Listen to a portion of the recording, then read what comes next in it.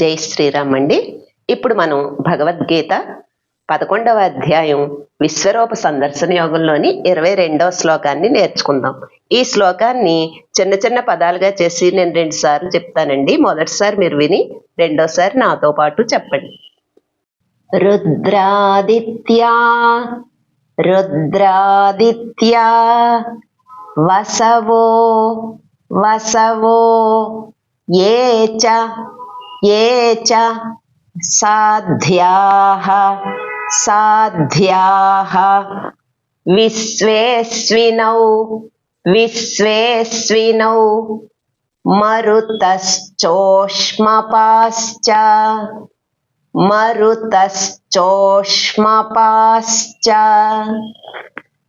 गन्धर्वयक्षा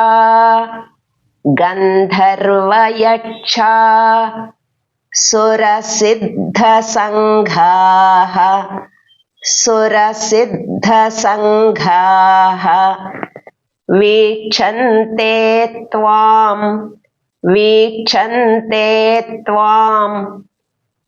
विस्मिताश्चैव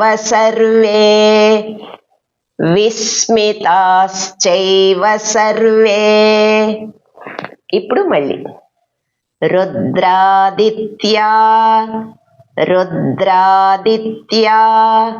వసవో ఏ చ సాధ్యాః విశ్వేస్వినౌ మరుతశ్చోష్మపాశ్చ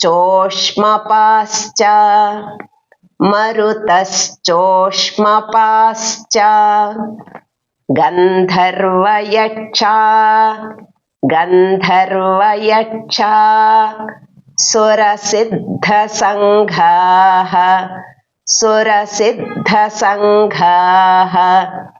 వీక్షన్తే త్వాం విస్మితాశ్చైవ సర్వే.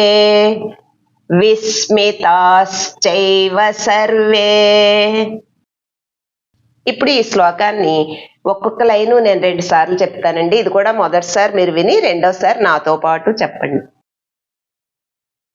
రుద్రాదిత్యా వసవో ఏ చ సాధ్యాః రుద్రాదిత్యా వసవో ఏ చ సాధ్యాః విశ్వేస్వినౌ మరుతశ్చోష్మపాశ్చ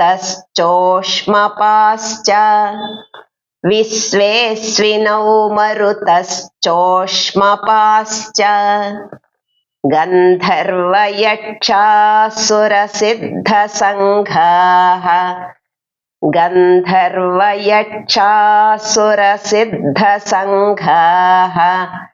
వీక్షన్తే త్వాం విస్మితాశ్చైవ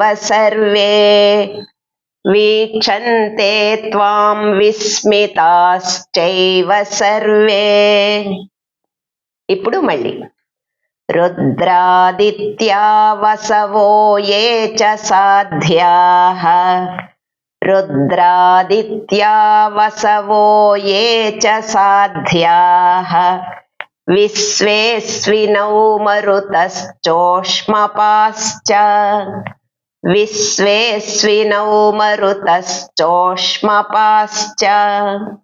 గంధర్వయక్షా సురసిద్ధసంఘాः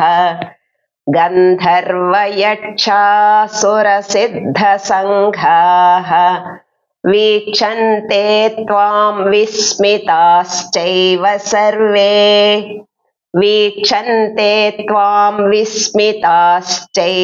సర్వే. ఇప్పుడు ఈ శ్లోకాన్ని నేను 3 సార్లు చెప్తానండి. మీరు కూడా నాతో పాటు చెప్పండి.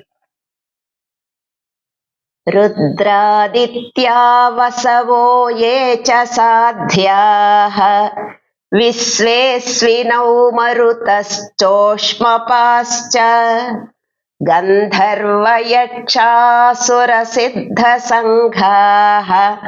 వీక్షన్తే త్వాం విస్మితాశ్చైవ సర్వే.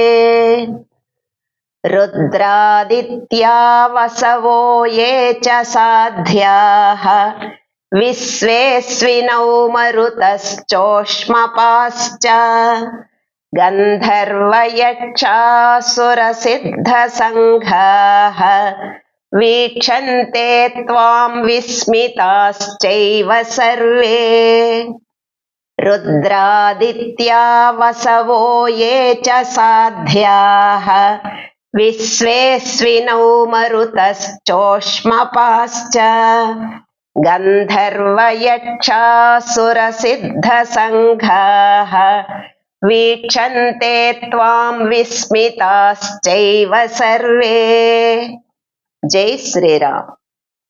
हरे राम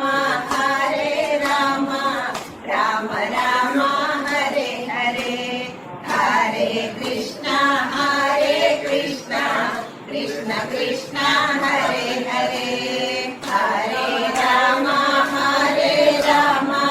राम राम हरे हरे, हरे कृष्ण कृष्ण कृष्ण कृष्ण हरे हरे।